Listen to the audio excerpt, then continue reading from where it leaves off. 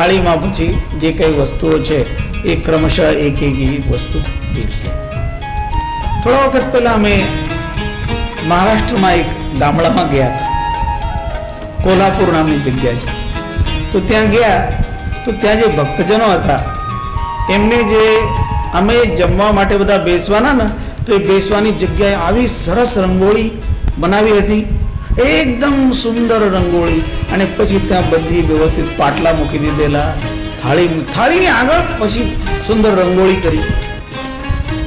એમનો ભક્તિનો સ્વરૂપ બતાવે, ભાવ બતાવે, અને પછી કેવો પ્રેમથી પીરસવા. એ પ્રેમ તો અનહદ પ્રેમ. અને આપણને જ્યાં પ્રેમ મળે ને, તો ત્યાં પ્રેમમાં જે કાંઈ હોય એની મહિમા બહુ વધી જતી હોય છે.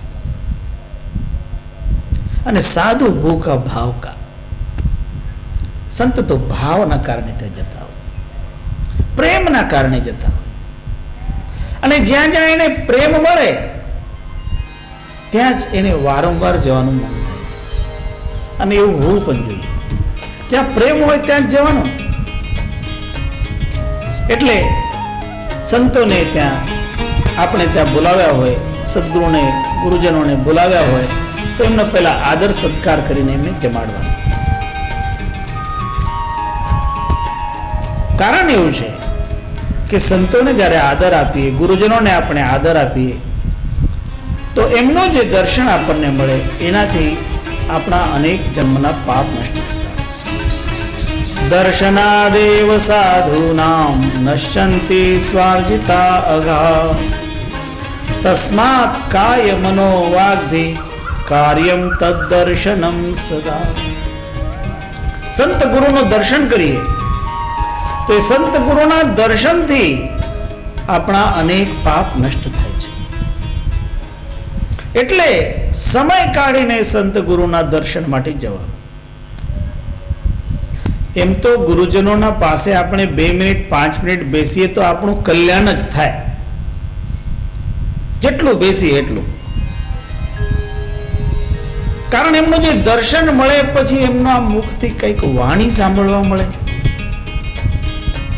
તો એ વાણી સાંભળતા પણ આપણું કલ્યાણ થાય. સાધુ નામ દર્શનમ પુણ્યમ તીર્થભૂતા હિ સાધવ કાલેન ફલતી તીર્થમ સદ્ય સાધુ સમાગમ. કે સંતનું દર્શન એ તીર્થ કરતા મોટું. આ જગતમાં જેટલા તીર્થો બન્યા એ બધા જ તીર્થોના મૂળમાં કોઈ ને કોઈ મહાપુરુષ રહ્યા છે. તમને દાખલો આપો, આપણા સૌરાષ્ટ્રમાં આ એક વીરપુર તીર્થ બન્યું છે. એ વીરપુર તીર્થ બન્યું કારણ ત્યાં જલારામ બાપા થયા. એ જલારામ બાપા પહેલા એ વીરપુરનું કાંઈ મહત્વ નહોતું, કાંઈ જ મહત્વ નહોતું.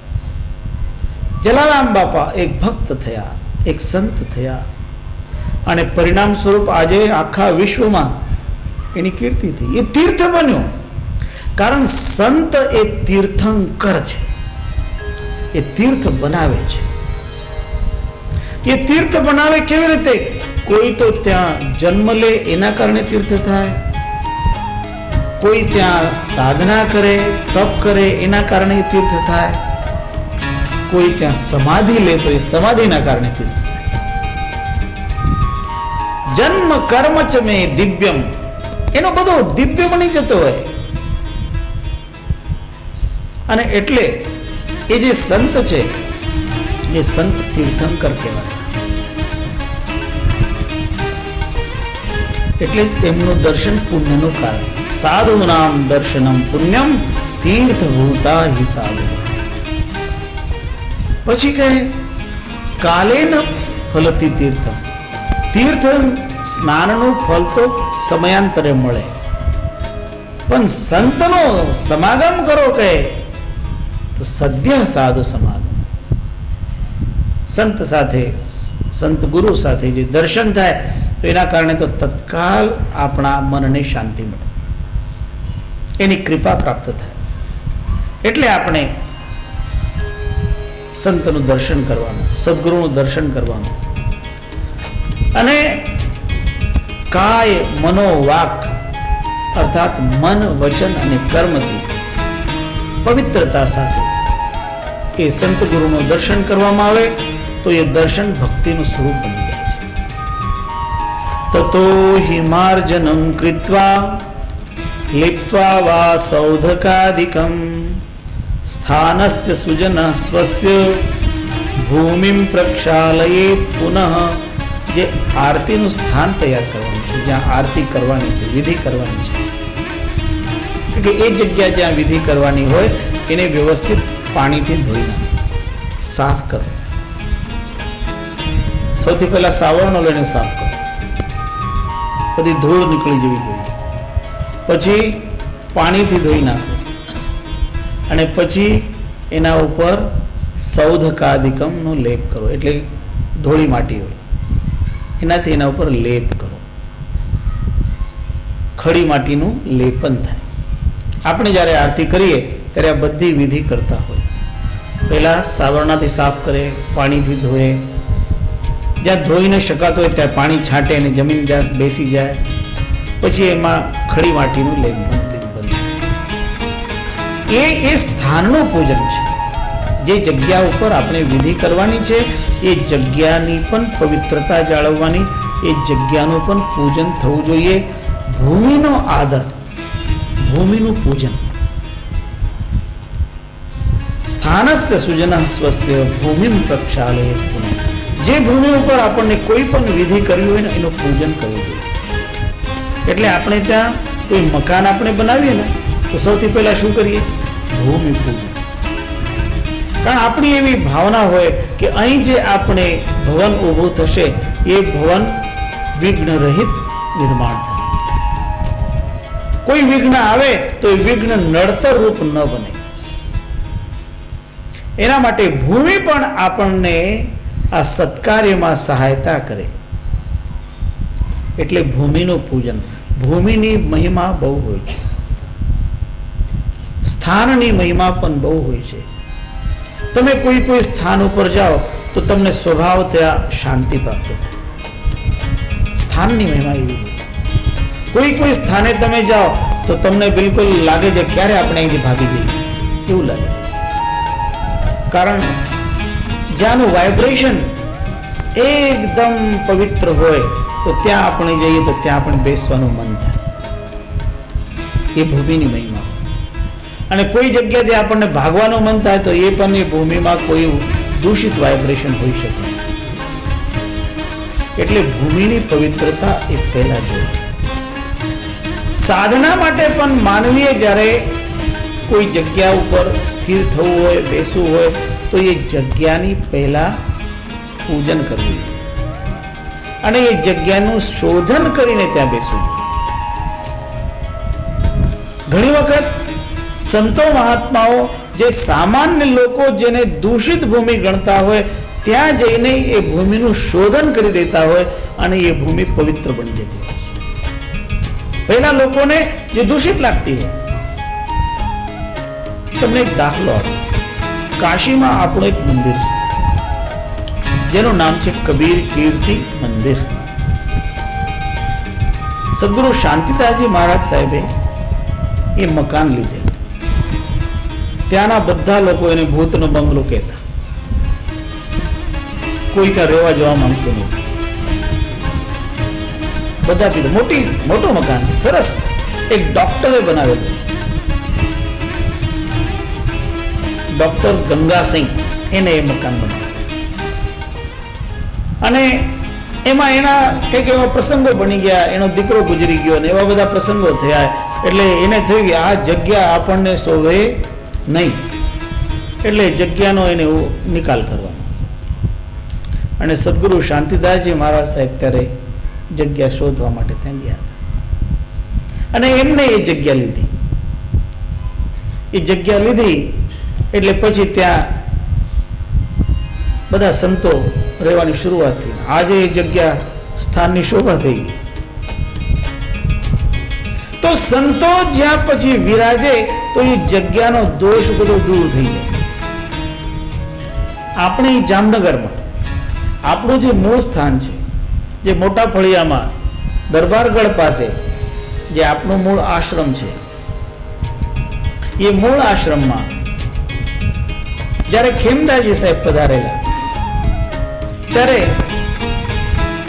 એમને જ્યારે રાજાને જામ સાહેબને પ્રાર્થના કરી કે મારે રાત રોકાવાનું છે, કોઈક રોકાવા માટે જગ્યા આપો, ઉતારાની સગવડ કરી આપો.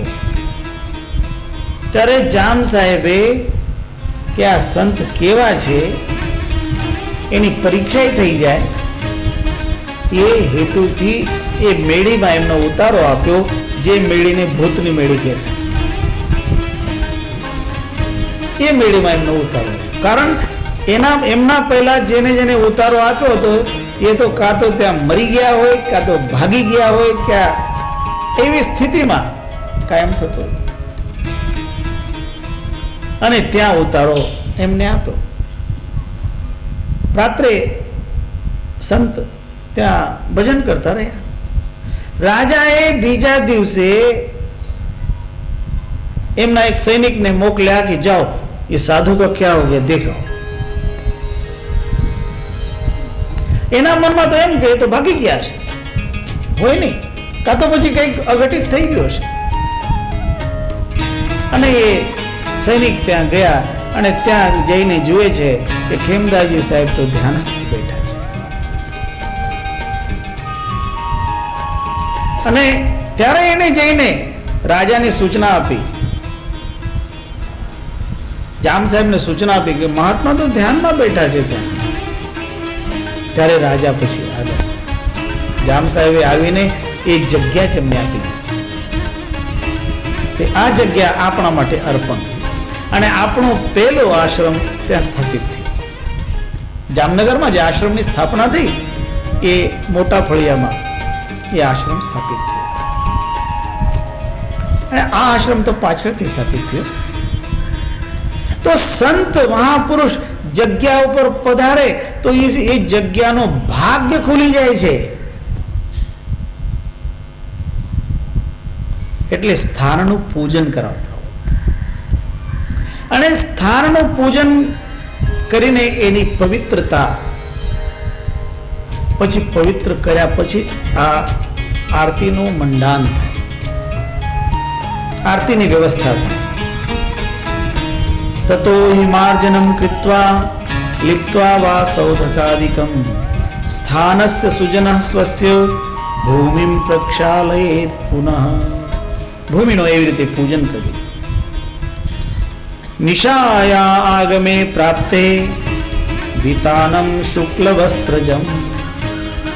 પછી જ્યારે રાત પડવાની શરૂઆત થાય તો ચંદેવો આપણે ચંદરો કહીએ, ચંદરો લગાવવામાં આવે. તનુયાદ આમ્રપત્રસ્ય વંદનમ વાલિકાયુતમ. પછી ત્યાં આસોપાલવનો અથવા આંબાના પાંદડાનો એક તોરણ બનાવવામાં આવતું. એ મંગલ કાર્ય માટે અશોક અથવા આમ્ર, કેરીના પાંદડા અથવા અશોકના પાંદડા એ પવિત્ર માનવામાં આવતા હોય. એની પાછળ એ વૃક્ષના નામમાં જ એ વસ્તુ આવી જાય છે. અશોક અર્થાત જે શોકને દૂર કરે, એટલે શોકને દૂર કરે એ મંગલકારક છે. એટલે અશોકના પત્ર